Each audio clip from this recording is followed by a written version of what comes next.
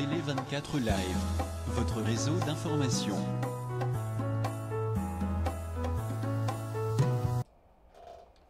Bonjour, bonsoir, Nabatutu Bazota Labiso sur télé24live.com et Zalingaï, Julie Poyalama et puis invité Nangaï, Batutu Bayebi, à se présenter. Donc, émission Nabino Booster, donde Narubaki, Soki Likambo ya Kolobezali, Tokoya, Tokoloba, Yango Bomoni. Ndeko na biso aye na plateau pona tobeta masolo oyo etungisi bato ebele batutisami alors tobi toliksango pamba te biso tutomoni na ba YouTube ndenge nini na internet makambo ebele bimi na semaine oyo euti koleka peto baka janvier mobimba oyo ndenge bandaki eza nde janvier ya explosion de tobaki année 2020 oyo ezali année ya ba explosion do makambo ezoya kaka alors tobaki totika te biso to ba topesa ba information donc to lekisa eloko moko te yango toye to lobela lisolo penza o ezali ya lelo ezali susu ba video oyo tomoni ya pasteur na biso Moïse Mbiye ba video pe ebimi liboso ezalaki ya mwana mwasi bayembaki na ye clip ya yeyo soki yeyo clip wana ebimaki ba mutakala na ye siko lisusu après wana ya pasteur ebimi donc batebele baza nango na ba portable oyo bamoto moni ba video ya ndenge na ndenge alors yango nake directement na yambi invité na ngai bonsoir. Bonsoir Mère Booster. Okoko se présenter pour la bato bayebi ote Como nanga Olivier Bolia, donc activiste politique, activiste communautaire, donc très engagé dans makambo etali Congo, makambo etali développement, makambo etali social, économie, nyos tout nazara na kati. Donc tozo ke mbo to ebi mingi yoza plus na makambo ya mboka mais lelo siko ye bat ba kolobate ba mboka ndeni ezo kende boya obeta solo masolo mamba ya babata mitakala ba blog mo ndenge wana. Non, omoni nani petit nanga pasteur Moïse Mbiye aza congolais. Ezala nani Mike Makalambai to batwana tout bazara ba congolais. Et je pense que na bitumbo to sala po lelo Congo ebonga ezarate kaka makambu to kenemba mo politique te. Il faut non bato bazo constituer mboka wana baza ba mentalité ya bien. Yango moni soki pe makambo etali par exemple to sola makambo social ezo se passer ba fait de société et tout ça. Pourquoi pas na go mema moi maele mukenza mbapesa ngai yango na li lelo a.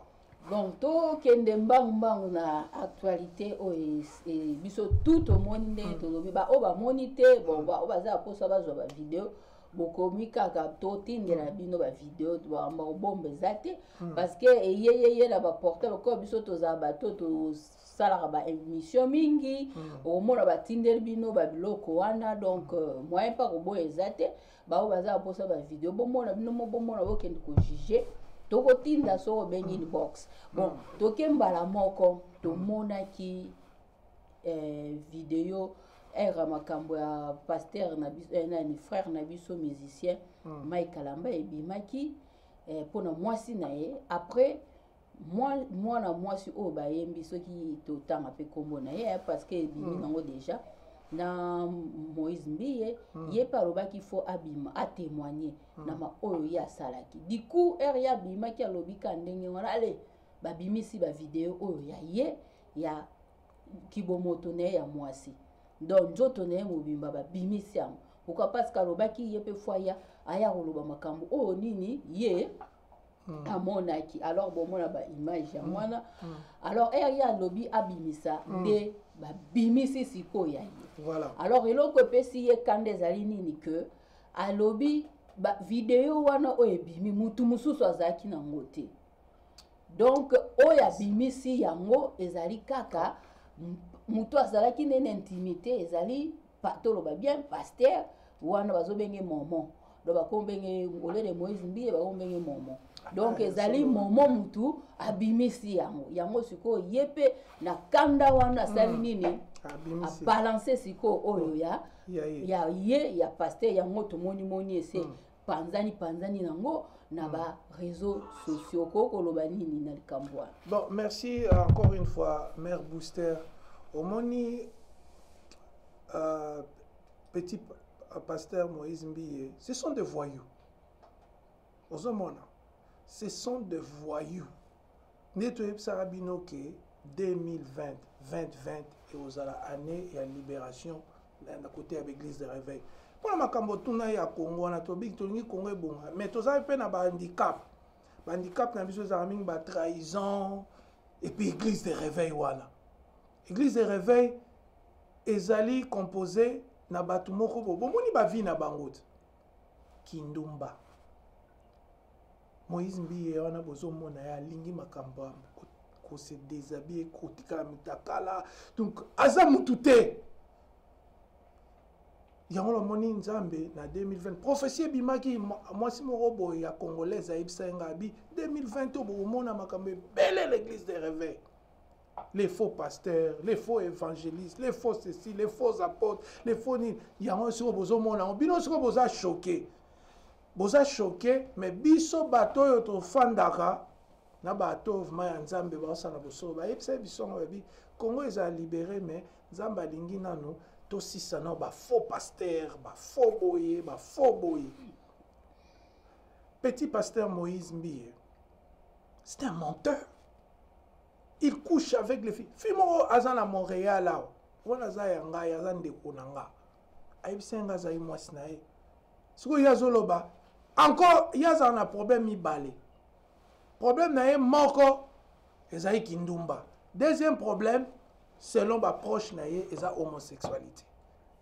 Donc, banzela mi balé, lelona basi, lelona mi balé, lelona basi. Moi, je ne suis pas venu pour nous critiquer, mais lelo, tout ce que ma Congolais bazavo là des années à années, église des réveils, et bandi ko bima, église wana na lokuta nango, na ba bêtise nango et ko kanga mbolo. Oui, c'est vrai, mais parce que ce total il vient Batumingi ba lobaka so ndetoye bo tozo sa émission boye tozo loba makambo biso tomoni oyo tozala mona ba pareil ba biloko nyonso wana mais tozo loba bokoka ba loba ni ne touchez pas à mes ouins parce que ça verset biblique au bango bas lobelaka mingi que ne touchez pas à mes ouins donc ceux qui bango basali mabe toza droit quoi ko loba ngote toza droit ya koya ko eza ko juger teza analyse tozo sala na makambo oyo eleki parce que bato ebele batuti sami mitema na kokata otie ne touchez pas à mes ouins tangu Eliane mwana mwasi wana azozwa pasteur Mbiye soki frère soki nini soki petit azwa petit wana azozwa ye bakangami munoko bazo fibana est-ce qu'il a touché été a touché donc excusez na bandeko yo pona o baza pudique peut-être baza choqué mais parfois il faut topé ça pour visualiser ces pasteurs on les touche tous les jours sexuellement on les touche par toutes ces filles là balobi lobi bango nyusu babi tozalai mama kango basinae bino basiko bobenge ouin batouchaka bango te bala basi wana bazo toucher donc c'est l'imagination encore ouin azali te biso nyusu ne tozali na yo nanga na bato nyusu toza ba ouin moko supérieur ba o ba retoucher te balobaka nde bala nzambe ba ouin eza bala nzambe ezaka yete yango moni confusion na parole les autres tinake batu bakono kweya na biloko bon tala bala basi mwana wana bazo bimana depuis aza 17 ans na mboko bimi na mwana 17 ans ata ndimi eza viol ata ye moko alobi alingi yo eza viol mais pourquoi pasteur wana azosala makambo bongo bozo kondana te bozo fanda bozo seka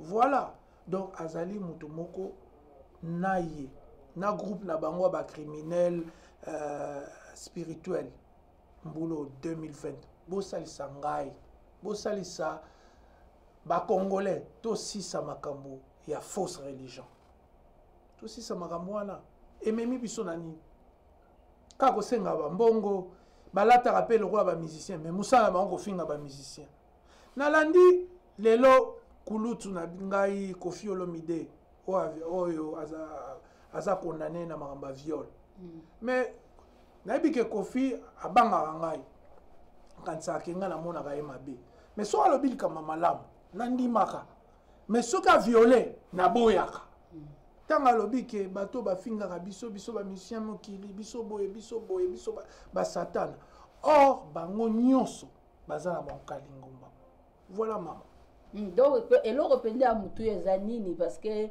tobeta sete nde tozoloba awa biso tu tozali parfait te biso tu toza bato ya mabunga mutu moko akoloba te ke o ngai aza dine ngai naza parfait donc nasalaka mabe te eloko oyo tozomona sikoyo ezali mpona kotalisa bato na mokili te bango mpe bazali kaka bato lokola biso nasalaka bemission mingi naloba mingi mutu to aza na faiblesse mutu to aza mpe na point fort na ye mais sikoyo oyo ya motu ezali nini ke bato mingi oyo bato mingi oyo bamoni bavideo oyo nde etutisi bango mitema parce que na ndenge tozwi bavideo oyo biso tozaza nango awa parce que biso tozwa bavideo eyaka yango nyonso tosengi na yo te okomona bavideo wana ezokota na baporta parce baza bani lelo na biso nde nazoloba eloko etutisi bato mingi ezali nini ezali komona video oyo bango moko ozoyoka Olivier Bole bango moko bateyaka bana na nzambe ke kosala fellation ezali mabe mwana nzambe akoki kosala fellation te so tali na baprédication na bango mais sikoyo na bavideo oyo biso tomoni awa ya ye paster na mwana wana ya mwasi tomoni bango na action commerce bazosala fellation ozomona ke église toloba tout te mpo bapaster mosusu baza bien oyo nzambe autiliza bango mais totali ke eza 80% ya bato ya église de réveil bazali na hypocrisie mosala mabe hypocrisie ya makasi pourquoi parce que bango bazoya côté ya bandimi ke eloko oyo ezali kosala yango te fellation eza mabe bato bazotanga boyebi fellation bo bacomprendre c'est-à-dire la pub donc kosala pub ezali malamu te mais sikoyo na bavideo omoni bango moko bato wana bahomme de dieu bazokosala pub na mwana mwasi wana ya mokie donc na ndenge ya grave bango bazokosala yango mais bazwa côté ya biso le concret alors échoqué pe bato ebele mais comment est-ce que bango makambo ateyaka basalaka yango te yango moni bato bazali touché mpona koloba ke bazali bato kaka neti biso eloko oyo ezoboma plus ezali fanatisme na hypocrisie ezali makasi na makambo ya église de réveil parce que toloba te okomona mutu akoya na ndako na yo soki amoni yo na 20 bato basambela na église de réveil akosolisa yo te alobi oza païen osimbaka masanga meko osimbaka verre Heineken awa bouteille ya Heineken mutu akosolisa oyo akozala te nabeta sete esu na makambo ya fellation ngai nayebi couple moko bapanza yango mpona nini mwasi na era baréunion bamama batuni oyo na mobali no bosalaka ndenge nini bovanda bato bakomi koseexprime te ongai na mobali na ngai tosalaka fellation mobali na ngai alingaka fellation bapanza couple wana epanza na balobi nini ke bazali basatan bakokosala pratique wana te ya fellation okosepelisa mobali bongo te mais sikoyo tomoni sikoyo bango moko bazosala yango yo koloba nini mais ngai nayebaka mwa bible mwa moke omoni ntango jésus christ aza kosilika aza koloba nini abi bino bapharisien bozoloba na bato basala boye te mais bino moko bozosala makambo yango lelo bapharisien oyo bobanda koluka boyeba église de réveil tala de manière systématique eza mawa bamo mosusu nakobimisa te parce que toza na écran mais makambo bandeko na nga bayebisi nga babi mais bamoïse mbiye wana bamai kalambai banini mais bango bazolala basi koleka kutu bato oyo basambelaka te donc de manière systématique donc eza ke eza neti baza lokola baproxénète bato bazalaka bandumba basalelaka bango donc basi wana na baeglise baza lokola bandumba na bango lelo bazwi oyo soki paster asisi ne na comprendre soki frère Christian moko aza wana soki paster abimi na fille asisi frère Christian abimi ale babwakisi yo donc c'est comme ça que système na bango eza kaka Moïse Mbi était to bandeko wana mosusu eza bango nyonso tina Canada tina France eza kaka ndenge wana kozwa basi kozwa bango kobima na bango basi mosusu mpe baza na kati ya baeglise mosala na bango kaka kozwa mibali kobima na bango me ntango komona ye alati robe na ya molai okanisi mpe okobi oyo mpe mwasi te agent ya diable baza ebele na Toronto ngai alinga babimisa bakombo te me na fréquenta bango bapasteur oyo baza na makambo wana donc abikisaka te que même fiancé boye pa na ye conseil akomisi fiancé mwasi yo ye na mwasi na yo otoluka conseil pa pasteur akomisi ye mwasi na ye c'est-à-dire que makambo wana eza kaka ba Moïse Mbi wana ozomona bango mpe basangisi yango na bamwa molili baoccultisme ya bango eza mais makambo wana ezokosalema na Afrique du Sud na Paris na Bruxelles na Hollande partout bapasteur wana bazali toujours kozwa bambongo batu kozwa bafi nyonso bakomisi bango bamakango na bango voilà. Donc elo sous to koloba net to moni ya nde to lobia makambo bon bazote yango mais bazosala ngo te non jamais to koloba susu yo ndengo lobi même na ba mboka na biso eza na bana na biso ozomona to yebi bana na biso mususu o bengana bango na ba église pourquoi parce que moi na bini nzembo afali moi na bini nzembo msu ya kofi ake église boye ba suspendre ye na mwana nga bengaki mwana matoi mangongi fali ye na mwana matoi ngongi ta musu baza nganga moko ta musu baza homosexualité moko ta musu baza na makambo moko mais tonga obima pe o pasteur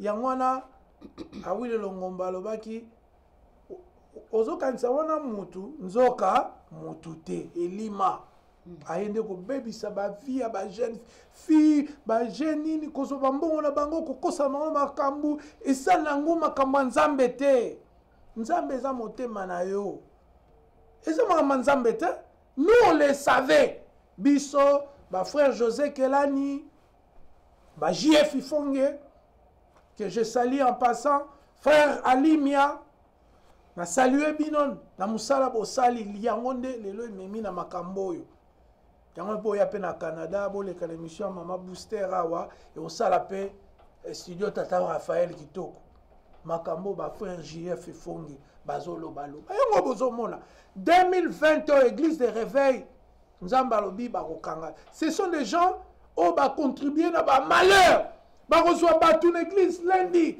mardi mercredi jeudi vendredi samedi dimanche makambo ya pamba bato yango mitema mabe bato oyo basambelaka te kutu baza malamu baoyo wana mitema mabe lelo nayoki leki na biso Eliane Kitoko oyo petit pasteur Moïse Mbi akomisaki makango na ye il paraît même il y a un enfant caché bozomona makambo bato wana bazosala alongisi ye 3e voilà ba sacrifice donc tout ça on doit se taire tondima biloko ndenge wana mpona Congo non bato bozonga na misala basoda bo défendre est eza na babuzo bebele bato église de réveil bazoyebisa bino bobunda te mboka na bino bokobunda te bango bino bozoboya obunda Congo ezozala conquis bango bazosala kaka sexe na sexe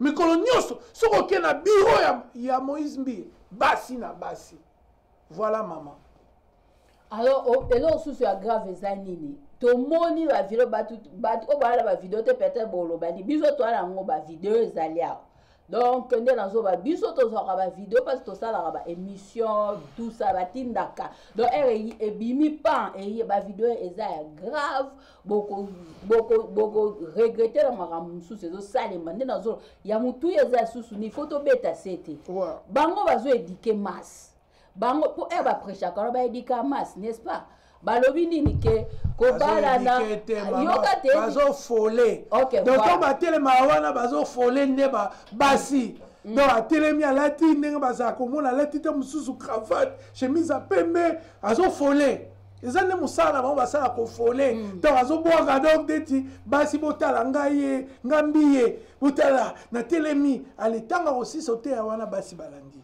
ok bango nde olobi bazofole wana masse problème sous ezali totali ba vidéo nyonso oyo toza nango même ya ye moko pasteur ba rapport sexuel nyonso bango bazosala wana eza toujours sans préservatif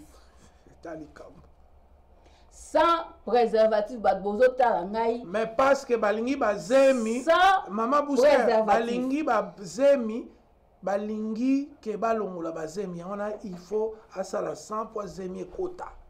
Est-ce que bakoza na notion te nde bato mosusu bakomi message notion ke ndenge ezali boye nazali mutu nakoki mpe kokutana na maladi ezali kaka VIH te bamaladi bainfection ya banini bamaladi sexuellement transmissible bamaladi ya ndenge na ndenge est-ce que bakoki même pas kose protéger ndenge bazosala biloko ya ndenge wana parce que donc nyonso bavideo nyonso bandeko botala ngai tout c'est sans préservatif bazose protéger te baza même na basusi ya bavi na bango te seke baza sûr na makambo na bango bazosala bazali d'abord bato moko peu éduqué bopesa bango crédit parce que na Congo eloko moko ekoma so moto ayebani bokomopesa crédit abokolela bino bana aloba banini non koyebana eza nango rien eza grâce koyela yo to kozape moto abagwa osimi mwa lititi na yo okutana mami wata mombo na kalamu abimi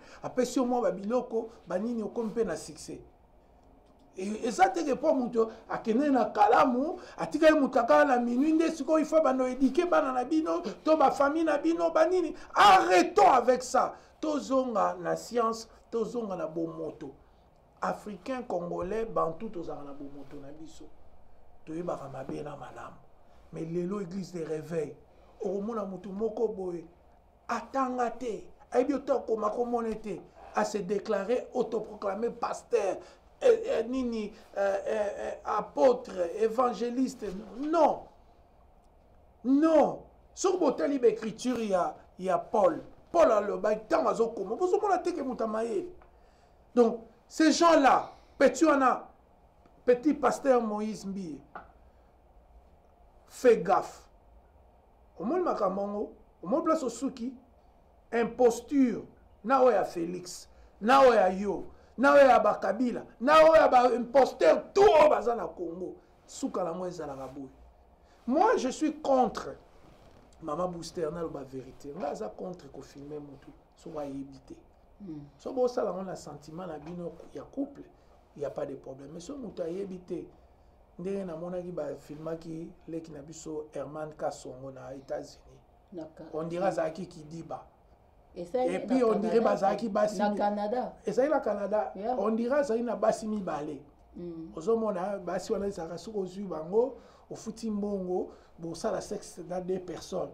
partout voilà sikoyo ye azalaki aza moto ya biloko wana donc l'autre faisait, l'autre filmait. Mais il y a ce qu'on va sur le comment refilmer par précaution, sur le tarif il y a $800, il y a 400.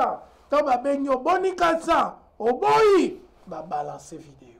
Je pense, théorie nangai, compréhension nangai, il y a faire wana ya leknabso Herman Kasongo ya wana. Mais oya ba Moïse Mije eza accidenté.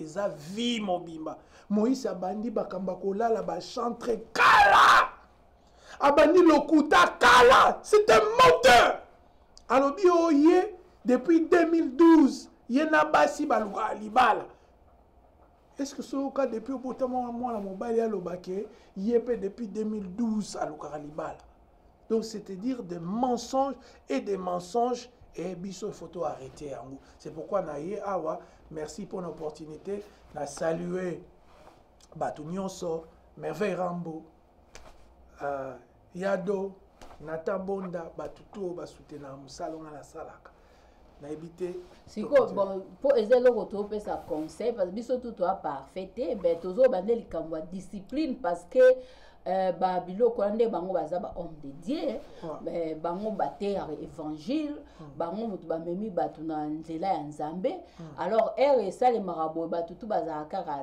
touché lésé parce que na moi mutu moi komi awa o elongeza te bon peut-être yo donc ndenge zawana batu mingi o balandaka bango bayokaka ba prédication banini alors ba esale marabo eza neti bokwei peuple de Dieu bozomona omona batu mingi o bazaki msusu na foi batu mingi o bazaki na foi omona batu bakose perdre yango moni toyaka kolo biso to parfait biso pe to na ba biso pe to za makamde na lobaka mutu parfait oya bango ezali problème mama po bango bakosaka ke baza malamu et puis bazwaka bambongo bato donc bato baza na droit se poser ba question sur eux po bango bazwaka bambongo biso to vandi awa Sido Raphaël ezo fonctionner na fond propre ya couple Kindeki na mama Booster botinda mbongo ate do bozali kamba oloba ate makambo eloba mawa eza makambo ya mbongo na bango ngande na yawa na contribuer te eza caméra na bango ordinateur so totali coût biloko à plus de $15,000 ya matériel donc baza na droit ya koloba makambo lingi awa mais ba Moïse Mbiye bazwaka ba mbongo na bino. C'est pourquoi peuple a droit yeba comment il se comporte pour la nini batu baloba ke Moïse Mbiye yo comme ils sont à 36 37 ans olingi ko balate oza mwana mobali elenge mbinga bon on se satisfaisaka nenge nini c'est une question simple maman yo sala ba classe ba médecine yo moko ebine nzoto réagir et répondra na makambo to lingite. Bon, il y a ça là, tout le monde savait qu'il était en train de mentir. Donc, à qui na vie sexuelle na homosexuel à salaka. Les lots, ceux qui bozo ya bangote et bimi na miso. Les lots comme mon abasi na bang. Maman Peniel, je te salue na Dallas, la mère Moulopwe, tous la namusala bozo sala pona kolo, bo revese ba yuma wana. Batouana ba Congolais bazara ba fanatique. Oh papa Chichi, oh papa Mobutu, makamba ba Congolais yangwana. Donc pour le Congolais que zoba moko zolanda o convaincre donc ezalaka neti donc on dit ozo bundala mu pepe. Mais bino bo salisi le peuple congolais fongoli misu. Biso nyos to fongoli biso di ah makamba to banda koloba na kuzu lelo ebimi. Des gens là ils couchent avec vos filles, vos tantes, banine. Tala mutloko la Mike Alambai ayena ndako ba Peniel balobi 3 oyo to yebi mais na baninga la bango. Vous voyez, ça ce n'est pas de Dieu. Mutunyo sa na faiblesse à quoi yarata la mwasi moko yo quoi ina 3 basi. Est-ce que ça laka? Non, azo quoi yate ayende ko loka. Na moni vidéo mo bazo la pasteur moko azo pambola alobi kindoki nanga na pression au Mike kindoki. Est-ce que Jésus appelle ça apôtre et Saint-Esprit Tokindoki? Vous voyez des choses, mais vous ne voulez pas accepter. Bozo comment on a même mis sur la Bible monate. Mutema la Bible ngo funga mate. Les locaux comme na pas si pour l'église, au moins na bar les obéta église ça. Tobo ko la bana ondengeni.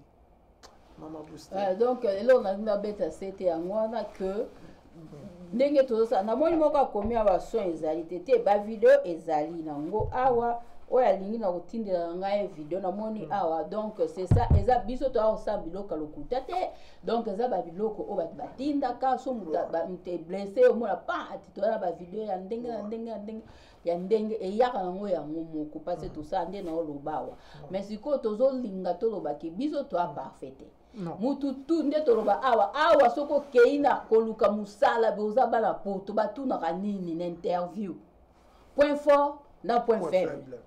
comment yango loba point fort no ezaka nini na vie omona olobi nga point fort nanga eza boyeboye point faible na yo faiblesse no eza nini mais siku eloko oyo bato bacomprendre baoyo bafanatique bakoma nango na baéglise de réveil ezali ke pasteur donc ye aza win akokosala dega te akokoyisama te eloko moko ya ndenge bango baza basaint or ke bango mpe baza na bapoint faible na bango oyo lelo tokomi komona mpo bango mo bateya biso balobi nini que tu ne peux pas faire des rapports sexuels avant le mariage. Yango te leka na ba prédication, okosala yango te et puis okosala ba pratique obiso to moni wana na ba vidéo te. Mais bango moko bazosala yango. Souci ezali nini? Ba bomi te yazolo ezala kana Mama Booster. On sait qu'ici, parce que l'église est à Toronto, par exemple, on a une nouvelle alliance. Mais il y a cette alliance.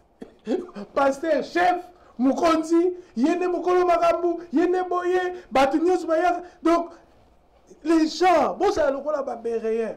Bon, tant à la Bible en haut.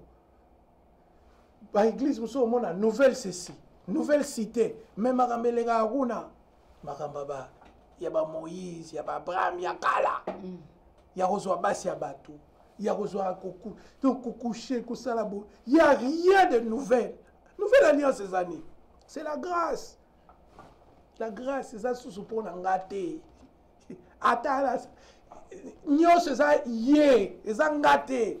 Il y a une nouvelle alliance. Et ça, c'est que son retour l'église, nouvelle alliance, nouvelle alliance, c'est ali, et ça, sous yoté. Et comme yenda zo sala, na malobo ozo loba, na ozo yoka, na kobika na yo, na nini, nyo se comme yé, yé à mon âne. Boye bien, mon coach. Donc, na loba, je me passe une grande. C'est nouvelle alliance. Olivier Bolia, oui. Tozo lobela surtout bana. Pour moi, bana na biso mingi o andok na l'église de Ravet msu balingo kendete parce que ba leze bango trop. Au mona mwana mso a tiesuki ya lox boy ba bengani en église ba lobi ke azali Satan. Ozo mona msu su lox mwana tieka bana ande ba mais so bato yo ba bengisa mama o ba bengisa Moïse Mbiye na Mike Kalambai na Canada. Est-ce que ba sengi biso excuse? Vous voyez, parce que baza ya nzambe te. Ce sont des charlatans. Bateau va bien ça Moïse Mbiye. Moïse Mbiye a couché avec des filles ici. Mike Kalamba a couché avec des filles au Canada. Bateau va bien ça. Bazar Scarborough. Bazar Scarborough. Bazar Scarborough, maman. Mais, c'est pardon. Pardon. Non. C'est parce que Bazar a encore. Et ça lié ça va démon. Bazar Scarborough, et bango, batwa ben Sarah Moïse Mbiye, tous ces charlatans, l'homme, batwa ben Sarah, Bazar Scarborough, basengi bino pardon, que baben sa ben imposteur, ba vérifier raté, bato baben sa. Est-ce que bazo qui tant, il y a au fond d'abord vérifier Moïse Mbiye à Salaranini Nabasi? Non, parce que c'est quelqu'un de leur tribu, parce que c'est leur ami. Parce que boye, baso memela, oba Moïse Mbiye nenga basi oya lali na Canada wana. Boye bi bo tutuni na tiki na banzoto na bango. Parce que c'était un occultiste. Donc voilà. Donc eza biloko moko mama so moni tozo lo bango parce que ngana lo bango il y a 10 ans. Boza ba vidéo ezali. Même na studio Tata Raphaël na loba biloko. Na loba arrêtez. Boye bi nzambe te. Nouvelle alliance, nouvelle cité, nouvelle ni. Boyebi na bino nzambete, vous jouez. Botika peuple congolais zan nzala. Nzala zan na Congo tozo linga to bongisa. Tozo na besoin makambute. Et puis sur otali lelo. Na posta ki on lelo na page na pa ba te belé bakanisa biso toza ba bolele. Ta to lo bango to tanga. Lobini Corinthiens 6:17. C'est pourquoi, sortez du milieu d'eux, séparez-vous, dit le Seigneur, ne touchez pas à ce qui est impur, et je vous accueillerai. Nazo ça va congolais, Bobima, la place à Bosoto, il y a salité, milieu, il y a sexe, il y a mbongo, il y a koyiba, nzamba okaka, bokoma bata mbongo, chaque décembre, nzamba kopambola bino aneo, bokoma la boye, bokosomba bandako, ba ebisi bino makambandako, ya nzambe za makambandako. Tous les gens qui ont sauvé ma âme. Tous les gens qui ont lola. baza na la Scarborough ba bengi saka Moïse Mbiye na Mike Kalamba ba ya ko lala bana na biso ya moins de 18 ans bazali wana ils sont fiers de leur forfait. Ils sont silencieux comme ils font d'habitude, des lâches, des hypocrites. Ils n'assument pas. Bobima, oh bien ça Moïse Mbiye na Canada, abima lobat. Ils vont pas le faire. Maman limbisande mungongo mataki. Naebi koza kanda mtesalio bon mais siko elo noko pesa na sisku tukamdanzo lobate na zoba makambo oya bana na biso nga susinde ezali que bana ndenge bazali wana soki aye église bana na biso kaka ya biso ba fidèle bandimi soki bana na biso abini na feti ba sanctionner bango soki bana na biso akangi mwa suki boye atie mo local to boye ba bengani en église donc ba oyo ya ba fidèle bandimi nde bazali na accepter baza droit kobina te baza droit ni donc eza lokwa moi esclavagisme moko boye bana na biso bakoki ko s'exprimer te donc bango fo baza kaka down mais bana o tozomona na ba vidéo bandeko bolimbisanga tozomona na ba vidéo même na YouTube omona mwana moko pasteur ati azoyemba nzembo ya kofi lobi pa ke église ba bengani ete mais ba oya biso msusu babala jour à mariage mwana bali feti esengo wana ndenge za ka feti nzembo ya kofi abini lobi na ngwa ke église ba bengani na église ti lelo mwana pa longwa pe église avanda na na ndaku alinga susu te déception elo na ko loba nini eza nini omoni bana ba okola boye bana na biso baza awa ezala ba oba mwana so azokola fotikela enda no choix era comme mkolo ye mo ko s'orienter eza te ke bo banda koko donc net ko poser bango makambu parce que ya bino moko botala no ba oya bino mo ba sa nini ba oya bino moko tozana ba masolo ebele ba oya bino moko ba koti na ba cri ba bomi ba drogue ba nini mais ba oya ba fidèle pourquoi bozo sa bango ndenge na so mona ye na église azala mal à l'aise bana ba komo kimba na église ba congolais ba benga ngo église ba tamangala ba lingali susu te ba komo kena ba église ya ba mindele la plupart pourquoi parce que bo stressé non bana na ba prédication na bino bana na biso ba s'exprime kate baza endroit lo bate ka ya bino bango wana bazoyemba ba kofi tozala ba vidéo abati mwana pasteur ati azoyemba kofi okei na fête mwana pasteur azokata nzembo asfali mais lobi akwa église papa na obengana ete mais oyo ya ba fidèle kaka nde fo ba bengana basi oyo ya ba fidèle nde baza na droit ko s'exprimer te nde la lobi moi ba couple o bino boboma na mboka parce que moi ça s'exprimer botuni bango bosaka ndenge nini bozaka en intimité moi c'est à lobi que mobile na nga lingaka na ye soki to sali makambu na suke za la fellation boma libala wana bolobi nini ke bazali bandoki couple satan bakosa pratique wana ya fellation te babengana bango zoka Olivier Boy si maman babengana bango si yo oloba nini pe opesa conseil elo nini pa yo lingi eze makamba boy ndenge za na kini kuna toyebi ke loi mwana wana zani mwana mukie soka ata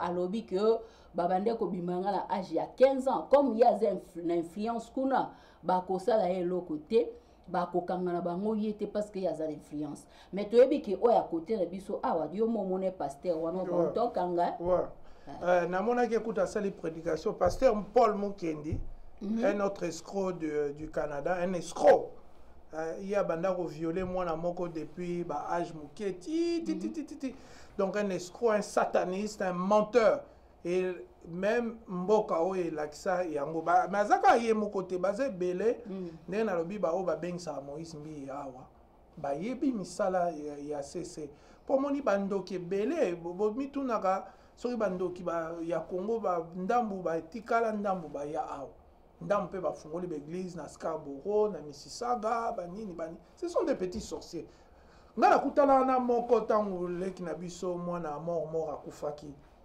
amoninga bo azokima azaka mwa mokuse boye amoninga azokima so atalinga kimi regarde l'esprit satanique ezo agir azokima parce que bayebi que nous représentons les biens et eux ils représentent les mal en ce moment monini se talibu mona akimi asa prière moko bozote ma prière moko elala ngabi o prière ne boye bon bateau baya otalo poil tu ne sais rien du tout boza usurpateur et puis yonde église na yo championne ya ko bengisa ba sataniste na Canada.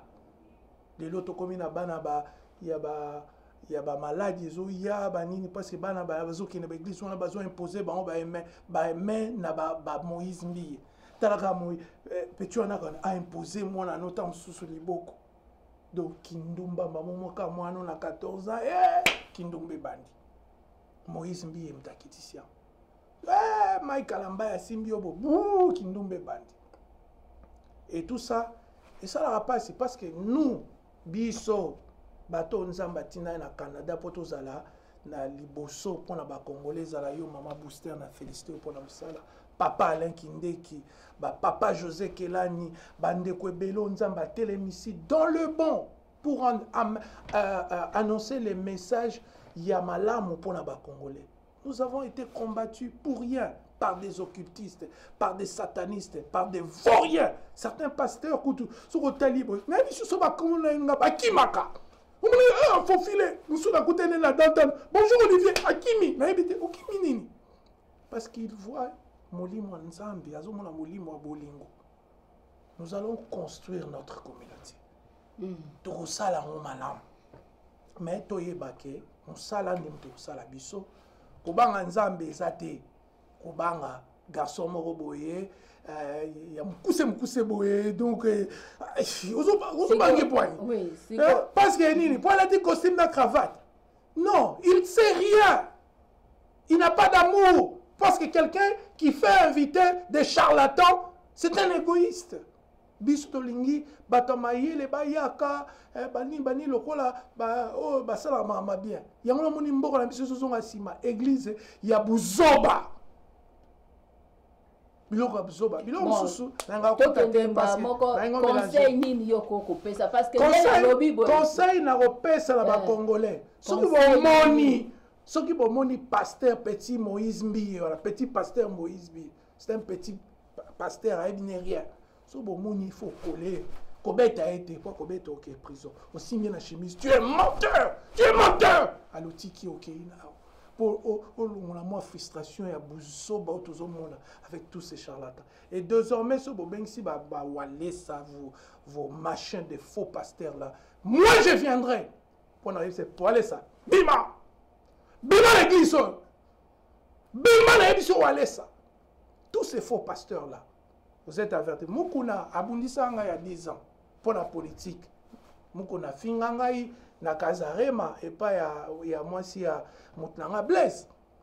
Ozomona malgré que Blaise pas sangisaka ba faux pasteur pe pas na ye Blaise Manzambi mais pasteur mukuna fingangai pona combat ya Congo. La vidéo la beta mukuna Kazarema bo mona ne azo fingangai abinga za mona soda na problème na Kabila na jaloux na boy lelo ya zolo bala batu aba alingi ba libérer Congo na Tshisekedi. Vous voyez, c'est un charlatan. Batuloko ba mukuna ba ya na sombeli ba ba caleçon ba cadeau attend bazoya pona na pasteur Onésime.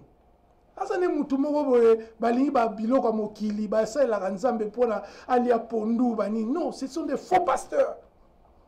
Alors binobo telema Congola telema sobo moni bango pour permettre bango te bater. Des faux pasteurs comme ça, qui n'ont même pas, qui ne connaissent même pas la loi de l'esprit, la loi de la grâce. Yabolingo to lingana to sima. Bozotika bambate ya bino poani. Botika Saint-Esprit te amite manabino bobunda pona Congo, bobunda pona nzala, bobunda pona ba pauvre, bobunda pona ba mama na bopito, bobunda pona message ya solo, ya ba frère le roi ba JF Fonge, ba mama Peniel, ba frère Alimia. Banani batutu message à bien ebima voilà okolobani wana eza siko konso pesi pona lobby boy na Congo mwana wana eza pasi attaquer parce que normalement ceux qui au bimina moi si selon consentement na été parce que ça peut omoni bango bazali kolo bazo use bana wana parce que bana bazali faible donc bazana voix te comment on peut dire bana bazana faiblesse bazana voix te alors na ba pasi oya Congo zomona bango bazo dominer sur bana na biso na ba 15 ans ba 18 ans même ba femme mariée ba désordre zo salema mingi wana na Congo po mwana kende ko déclarer na justice ba ko étouffer mais soko tali pe bien awa et des enfants oyo ba misusu tozala ba masolo ba misusu ba botana ba pasteur ba zemi ya bana ezali mais ba pasteur ba yebisi bango balongola ngo na Eglinton na yebi mutu mo alongola ba zemi balongola ngo kuna ozoyoka bakangi bango minoko babite ne koloba te nzamba ko frapper omoni bana pe ba laver bango ba cerveau siko oya biso to ba penza plus awa parce que awa lo ezali soki osali ndenge wana net mwana 15 ans 17 ans 18 ans ma eza kutu mukolo bibi na esa consentement na yo aza na droit ya okende ko porter plainte okoki koloba nini pona bana na biso o bazali awa na poto est-ce qu'il faut ba garder silence to il faut ba dénoncer ba biloko na oyebisa liboso na bana na biso oyo bazo ya jeune banini soko komi awa omoni garçon mo théâtre to ya musique banini aya lingio o bengse kotoyo boya biloko luka mobali awa en tout cas banana no awa bana biso o bazoya awa omona azotala mwa théâtre amoni mwa boye omona bakomo bengisa bato abongo ndengwana ces gens là o baza na Congo baza bandeko na biso ba congolais mais nde biso tokoli na bango tokoli nde moko te bango bakoli na moyibi lokuta nakoma poto na lataka nakoma boye nakoma na bakara danger. Non, nous on n'a pas grandi comme ça. Il y a un babylone on a lobé la rappel Kofi Olomide. Kofi Olomide ali makamba bilamba ko lakisa ko pakola savon au moins tant so ateli bani. Na lo barango na ndenga mabete na bi Kofi biso kola ndengo na te biso kola simplicité. Yangola toujours bana bana pe ndengo na simplicité. Bolanda ba vie wana te onzamba ko pambola yo boye boye. Eloko liboso nzamba pambola mutu ezali soko yebi. Eza biloko te opusi car osali boye okomo kosa okomo même kokosa mwasi po ya poto simo ke nozwa bandumba ndenge tomoni pa le Kerman Kasongo ndenge tomoni pa ba master na msoa na Suisse boye Jésus de Londres aye libala banini mais libala ngo ezali na okaya José de Londres ba mabala moko kaka ya kozwa badok banini puis batambola na bango. Les enfants, n'épousez pas ces gens-là. Ce sont nos frères, mais cherchez des frères qui sont ici. Mais pour la bateau, ba violaka. Bateau, ba violaka, wana. Le roi, ba Moïse Mbiye, Mike Alamba, pas peigné la guine à 17 ans, nani sous Kofi Olomide. Bah, c'est belé, hein. Missou peut ba combo et bimate pour ba kanga bangoti. Mais l'autre, zolo bakaka, respectez nos mamans, respectez nos filles, respectez moi aussi. Moi, si je suis na brutalité, c'est Moïse Mbiye. Un sauvage! A tellement personne sauvage à bas sauvage. Moïse Mbiye, nani Mike Alamba wana. Mike Alamba so bo soigner ne fo bo bunda. Donc aza mutabi tumba na sexe. Bilo lemi bala limine ko na vie ko terre biso yango wana. Faut ko bunda kana basi et puis ko sara sexe mingi. Ça c'est Mike Alamba. Allez, bino bozo mona donc aleki bino nyoso ba congolais la maele. Poni bo bimsanit na maele. Bino pe bo mona makamna na monaka. Donc ce sont des charlatans. Donc Congo est dindi pour la makambo mais 2020 boko mona prophétie elobaki l'église ya lokuta aussi là na Congo tokozonga bien tokokanga l'église wana pampamba ba homme de Dieu ba ben homme de Dieu ba homme de Satan wana tokokanga bango moko nde tozokanga bango et puis musala nzamba solo ekokota mama conseil ya wana conseil na Moïse Mbiye tu es un menteur na conseil au peso de continuer à lokuta ti omuna mkomso oya okuta yo na drumer na chantre moko lalaka boyika bino dans l'église sili bataki Denis Lesse asukawa Mike Alamba pe na landi témoignage bat basilit yo ndo za next après yo nazo travailler pe pour na l'église de sommeil à Toronto hein on travaille makasi boko bando bima moko bobando prier na basi église ali boso ezali mwasi na yo bana na yo bami na yo bobani na wana bo prier tika ba charlatan wana misala ba okaka okotsa bino banyongo ba misusu kusu omona église esangana na ONG donc ONG fout dans l'église je comprends pas na otanga kombote omiyebi mais tika biloko wana Dieu ne veut pas de ça. Voilà. Ok, donc c'est ça et le retourne to loba yango wana que ndena loba kabat bata ba émission na ngala loba mingi que mututu azali na faiblesse na ye eloko ya motuya ezali koyeba ke yo moko ozali na accès libre ya kokota na présence ya Nzambe parce que Alléluia Bible loba nini ke voile ya temple solo nazaki dernière dame solo kasi bo siko bat pa ke na l'église et oya ba brique ba kosa ba mikolo nyonso Yesu ta ngala linga ba Nzambe te pa politicien boya chaque mélange. Voilà, donc église, voilà, Olivier Bola, église ezali mutema, église ezali yomoko na Nzambe parce que batu mingi bazali atozolo ba mingi parce que so bosali 100% ya ba couple o baby ezali ba couple o ba kende ko se confier pa ya ba pasteur na beta ba masole bele batu mingi ba lela ba mabale kufa parce que biso mo pe surtout ba mama ozomona ba mama tomona neti bango bazalo kola ba Nzambe omona mama ozo ignorer mobile no ya ndaku ozo pesa mobile no ndaku valeur te makambo nyonso ozo pesa valeur et pas ya pasteur.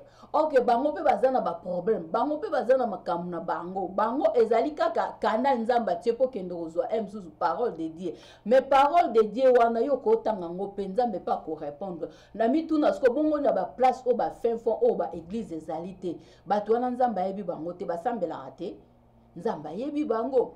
Mais pourquoi sikoyo bato bozomona bango lokola ba Nzambe ki fanatisme leki moi Nzamba za fanatique te na beta sete lisusu Olivier Bola toto clôturer et loko susu bazolo banini ba toyebi ke moi Nzambe nyonso Nzambe akojuger bino ndenge moko mais sikoyo ekomi ke soki ezalaki homme marié Nzambe nde soto za homme marié akoko sa bongo ta ko bimana basi ebele te mais lokwa ye na ye célibataire donc toko juger penza makasi te. Est-ce que lisumu ya marié na célibataire eza différent oyo nyonso bimi mupanzi ya Bible Nzamba ko juger bino ka ndenge moko ezalozali marié ezalozali célibataire yo tande becriture Nzamba lobi nini na becriture oyo tangaka ezali kambo marié te ke nde na marié boye na ko zala impudique te oyo pas ali célibataire ozo multiplier basi ebele ozo bimana basi ebele et ça fait péché ce n'est pas seulement péché ça pour na ba marié za ndenge mususu péché ba célibataire loko ayenda na balité donc il faut liaza la large ya maika lamba indeba tout ba eba tia croix na ikulusu donc ye loko aza célibataire ba lobela été en tout cas ndenge lobi mama au conclure kutu kitoko yangwana naloba ke ndeko nanga Kindeki il a cherché il a trouvé bango ba trouver te Moïse Mbia oko retrouver te ba pasteur mususu ba trouver wana bazo trouver moi si yozu moi si mon bali no pasteur aza faux pasteur bon fa na relever 30 ans faux pasteur donc ailleurs après dimanche je dis papa za faux pasteur mais on dimanche na ozala maman ya pasteur ya faux pasteur. Non, Nzamba zoyoka mawa. Yango wana ngape na conclusion na olobaka ka vraiment binomo bomoni. Elo mo ezane Bible ba elo mo eza caché te tomoni biso moko. Tomoni Moïse, tomoni bande ko belé, ba petit héritier, tomoni ba tombango nyonso. Batu nyonso ba komi na posa kaka ya kosala mabe. Ya kokosa basi kozwa basi pona mukanda na poto kozwa basi po aya poto kozwa basi pona famille riche famille boy ces gens-là sont des imposteurs ba uti na lokuta baza bato lokuta bobimana makamwana Bible lobine na bina Corinthiens 6:17 sortez de milieu d'eux bobima bozo ça spectacle na bino destination Lifelo biso toza otonga Congo Tous on a besoin de bino, tous on a besoin de port intelligence. Mais intelligence na bino comment na yango pour na badim na ba makamwa pamba. Donc il y a tout ça ensemble. Bon condamné. Et ça le combat tribalisme était. Et ça cliquamu.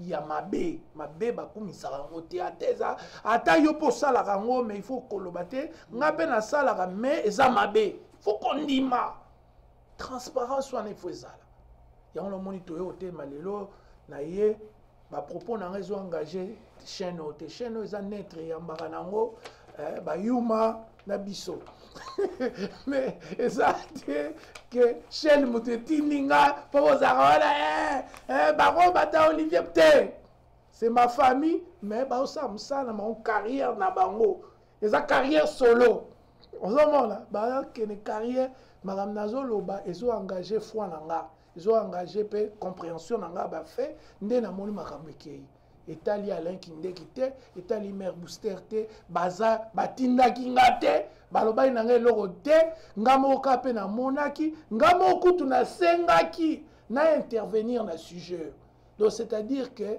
bazali na likamo moko te na ngai po bino bilobela ako boutaka l'église wana obalatisa bino pongi boloba mingi donc ça n'a rien à voir.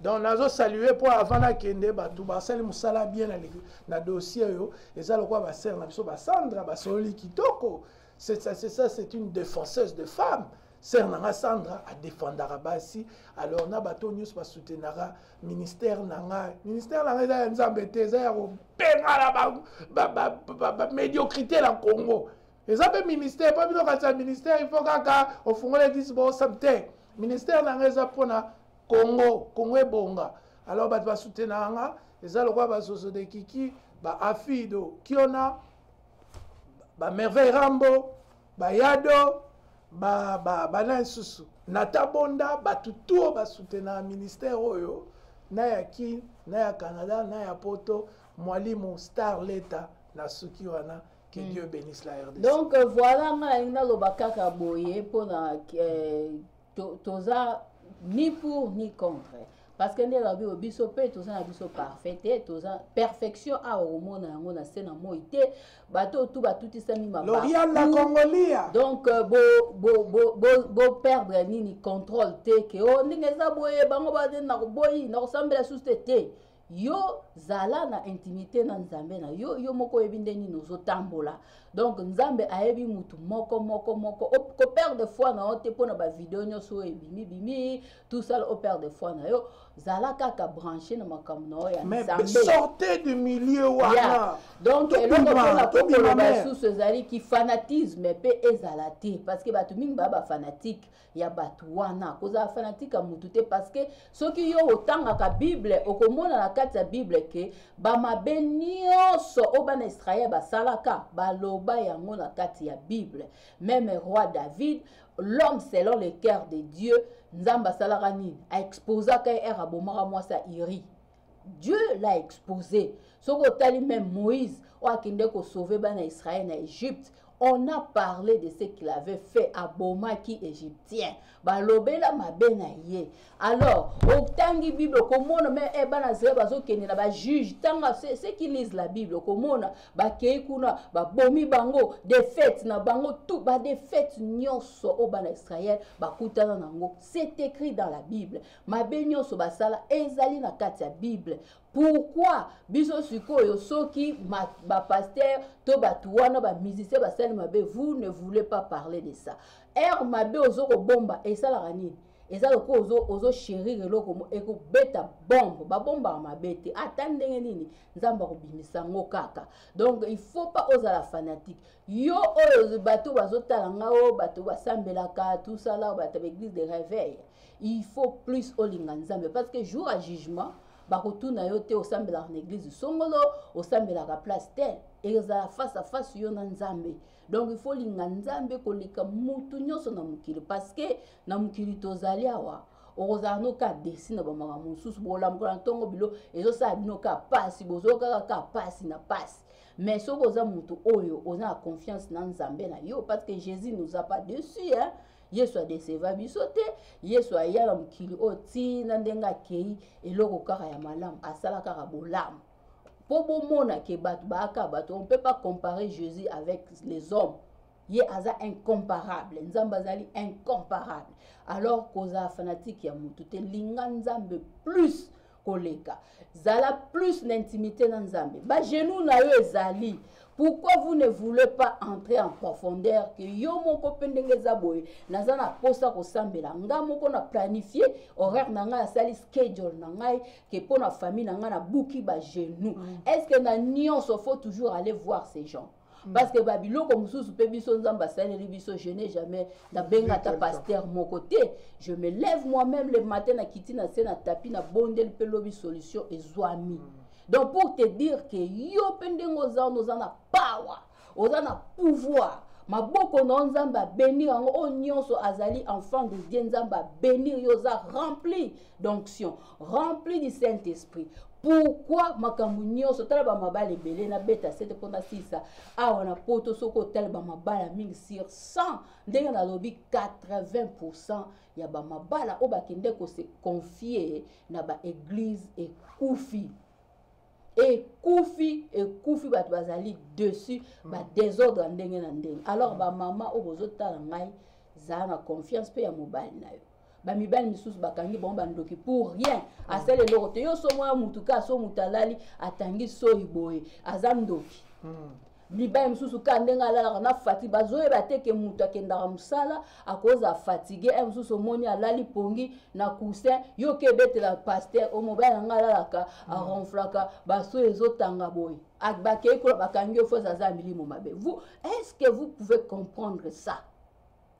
Tina degré wala yango aloba enyo so le bato ba pasteur nzambe pe so ka bengi yo kende pe classe sala tamo ba cours à psychologie ou soit travailler avec les psychologues travailler avec les médecins et kozala bien parce que ba biloko mususu bozo kanga bato bandoki ezaki ndoki te mususu eza fatigue mususu ezali problème moko psychologique yo kote ya ke mobala batazali ndoki po mutatangi so ina butu akomi ndoki eza ba masole bebe tozwaka. Donc pour na koloba ke zala na confiance na nzambe bato batuti sem na ba video oyo bomoni oyo boye bake bazaka bato baza na bango ba Jésus te mutaleki Jésus na mukilo azate Jésus ndazali parfait Jésus nde mutu aleki nyonso bango tu biso nyonso yo toza bato bambeba. Donc c'est ça ce que je voulais dire. Donc nzamba pambola batutu na pesi Alain Kindeki tuna na régie mbote donc Gervais Bilili Gervais Kaindo mbote no ya mwana Pape de Gervais mbote masolo ya mboka to betaka mo na Roger na Ottawa Roger kiangata na Ottawa mbote. Donc masolo ya mboka ndenge za boye to betaka mo mingi dimanche nde tosolola masolo ya mboka na biso oyo aza poso kote émission mboka sans oublier pe Mose Kabumba voilà donc mama la chula silimbi keza mutua makako eza donc oza ba sanzaka donc voilà bosuki eloko da kokoloba yango wana donc nzambe apambola biso nyonso bato batali biso bozala beni kopère de foi na yo te parce que Jésus ndaza top. Donc bato tout baza bato mokili ata Olivier Bola yo aozokanela bato juba kozwa ya yo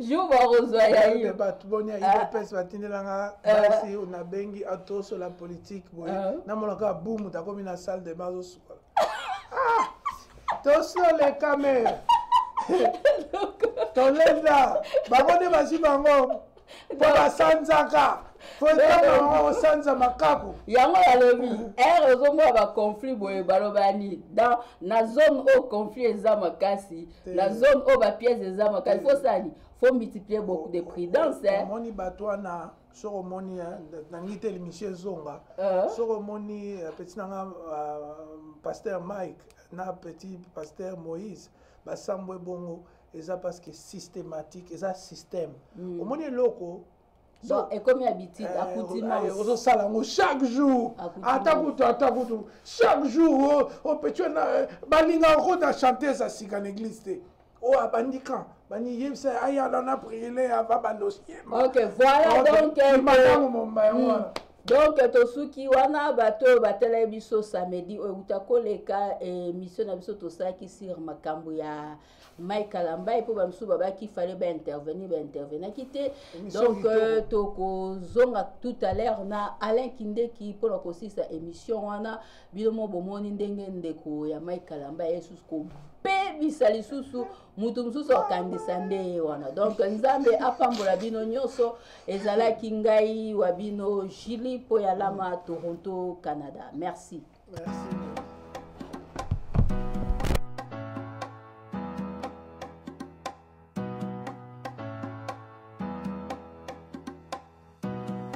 Télé 24 Live, votre réseau d'information.